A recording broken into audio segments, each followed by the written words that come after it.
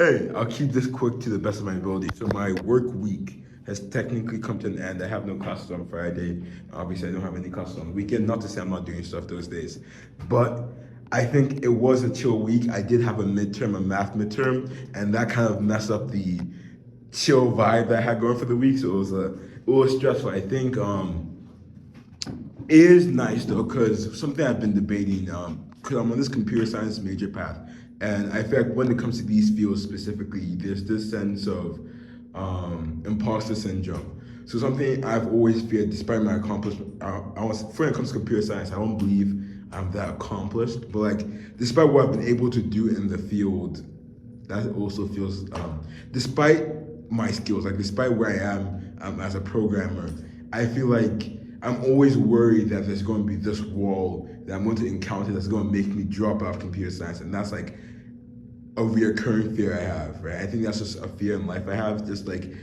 even though I'm able to overcome stuff by the grace of God, I don't know. There's this irrational fear that one day there's going to be a mountain too high to climb. And I think it's interesting because I don't know. I think I've used mountains as an analogy and how it's always good to climb them and get to the top and climb the next one.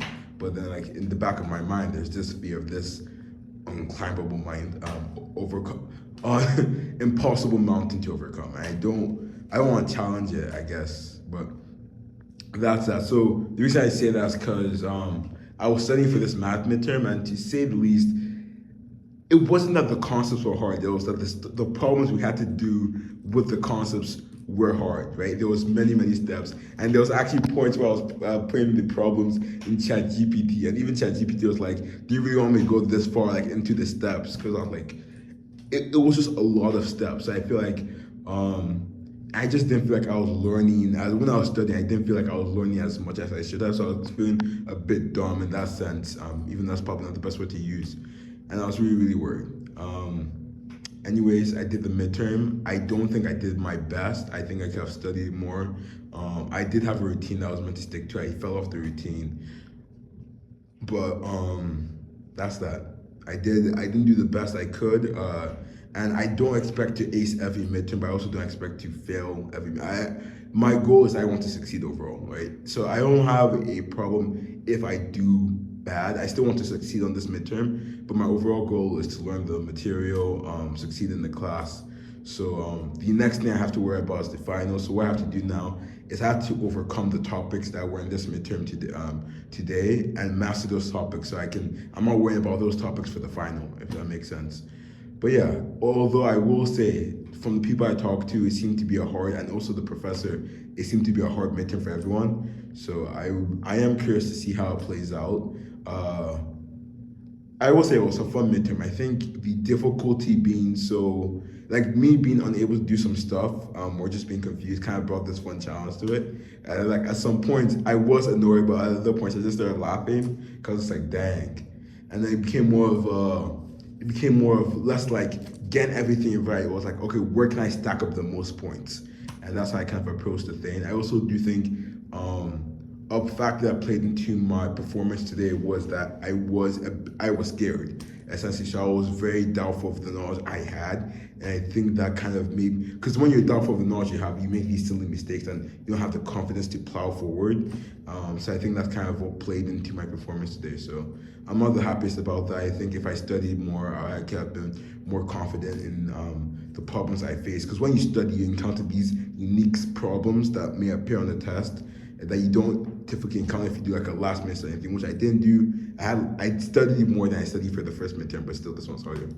But yeah, that was the math midterm. For the English research paper, I got 196 out of 200, 98%. Thank the Lord. That was a hard research paper to do, but I do think it was really nice because my research paper was on implementing artificial. No, that was for my excellent answer. My research paper was on evaluating to what extent could large language models, or just AI in general, be used to evaluate essays in real time, help grade, use predictive scoring for essays, and give real time feedback. So that was a really cool paper just to do research into. I kind of really liked it. It was a fun time.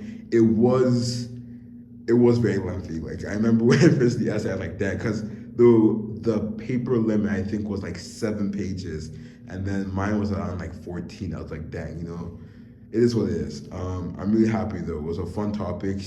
My professor recommended I submit it into this competition for undergraduate research papers or something. So what I'm going to do, because we have one more assignment, which is a revision of any of the assignments you've done before. So I'm going to revise that my research paper, and then I'm going to try submitting into that competition. I do think it was a really cool paper to do. I'm really happy with the English seminar class. I was worried before that it wasn't going to be as engaging, but I think it's come to be one of my favorite classes I do. I feel like it's been very consistent in quality, right? Like even if the content isn't as fun, I feel like the professor and some of my classmates just bring that necessary energy to make the class more engaging. And speaking of engaging, we had this really cool talk in my big ideas class about AI, the ethical dilemmas, language as a computation, I'm forgetting something. The ethical dilemmas around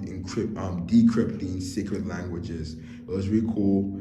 I love when guest speakers like actually engage with the audience instead of just lecturing, where they actually like ask questions, talk with you. That's, I think, the goal of any lecture. Like I don't think lectures should be one-sided where one person is just talking, because you as a person probably wouldn't like that. Like if one person is just talking for like an hour and a half, then it's very, very boring. And I feel like even no matter how interesting the topic is, I feel bored, right? It's like I want to engage, I want to test my ideas, I want to see I want to ask questions, clarify stuff here and there. I really do love when professors do that. So I was really happy with today's class. He also mentioned the One Piece, and he brought up some of the stuff One Piece is actually based on, which was really cool.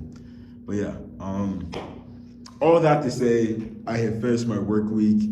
I am about to have I'm about to go watch Arcane, binge watch my show. One thing I've been working on is trying to do more stuff that I find fun instead of just like going on social media and wasting my time. So I have scheduled this binge watching session for this weekend. So I'm very, very excited. I have some drinks, I have some snacks, and I'm going to go do that. And I'm also going to do some research stuff. I have some research stuff I'm excited to do. Also some stuff at Nesby, working with Figma. So it is still a productive weekend, but it's a bit more chill, so I'm happy about that. Besides that though, I have nothing else to say, so have a great day.